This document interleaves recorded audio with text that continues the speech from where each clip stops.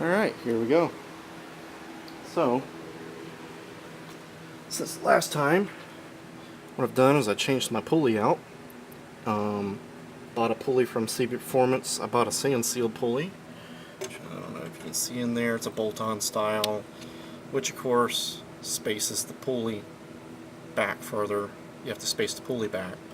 So I bought the CB one because it came with the spacers, as where the cheaper brands don't. And had to also readjust the alternator out just a little bit, but it gives you spacers for that too. And timed the engine finally with the actual strobe light. Found that the 009 I got doesn't advance all the way correctly. It timing was set about 5 degrees before top dead center at idle. It would advance up to 25 degrees and then it would back down. So we set it 12 degrees at idle, and it advances up to 30 degrees, and then it starts advancing a little bit back down once you get a little higher up in the RPMs. I don't really know why. There's probably springs that are stuck inside the or the springs are weak, who knows. You know, it's an old 009 that a million people probably messed with. So eventually I'll probably change the distributor out for something that actually advances correctly. But today our adventure is we're going to try and put our turbo on, and I want to bolt my flange up here just to kind of get an idea where I want it, and I'm going to have to probably re-index my housing, and then we get to take the sawzall and make my nice running car a non-operational car for a while. I'm going to have to cut the collector probably back in this area and set the flange up there, and I'm going to try and get it welded on by today. And also my pulley's hitting, even though I used all the shims that it came with, it's still hitting the tin because I got this oil pump, filter pump on there. I'm not really crazy about those things, but it was on the engine when I got it, so I'm using it. And it pushes against the engine tin a little bit, so sometimes when you're driving around, the end play moves just a little bit. You hear a little squealing, which I could care less. It's just a little bit of rubbing on the aluminum. It's not hurting anything. But my next biggest thing is to put the exhaust up here, cut it off, and go from that point.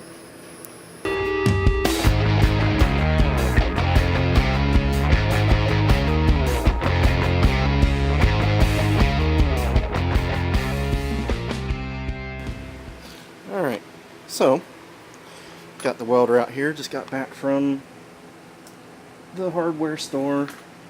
I didn't buy any hardware, which I probably should have now that I thought about it. But, of course, what happens when you're working on a project? You run out of wire. I stole some out of my other welder over there and ran out of wire again. So, back to it now. Got some wire from the big box store, and I got it up in there. And it is close to everything you can think of. It's close to the oil filter, it's close to the inner fender well.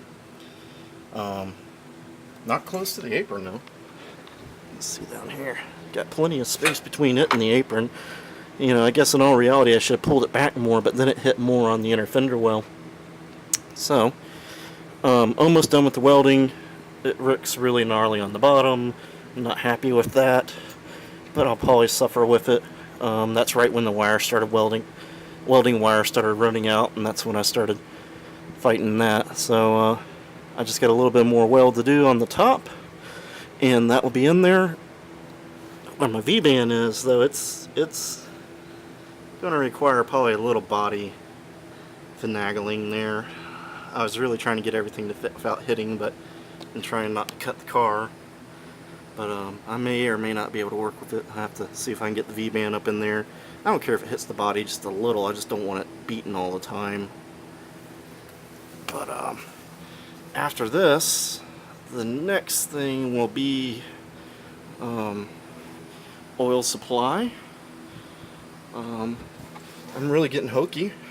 I may just drill and tap this plug. I was going to drill and tap the one behind the distributor back by the oil plunger back here, but I don't think I'm going to do that now. Just There's more stuff in the way, more time, and I really don't care how it looks. So, being this is a straight shot, I may drill and tap this plug because it's just a plug, and it gets oil pressure to it, and that way I can keep my oil sending unit in there and not have to buy a adapter or more parts and pieces. And then could run a straight piece out here because that's what I got, and loop the hose down to the turbo. Of course, I'll probably take the turbo back off to get the welding all finished. I just got it on there so I can make sure everything works. And then after that, gets oil fed to it, get the turbo piping probably finished if I have enough pieces for that.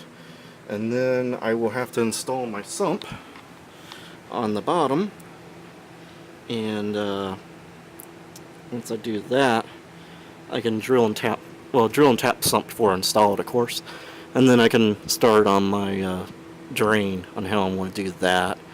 I'm probably going to have to loop it underneath this exhaust pipe here, the drain, and it's got a little tilt to it. I don't know if you can see it.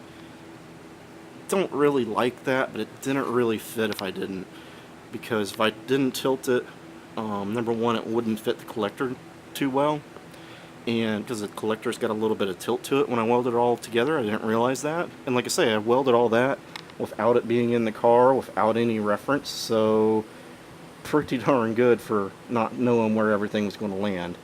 That was just on a crate when I welded it. I think I got some pictures I'll put up on the video with that.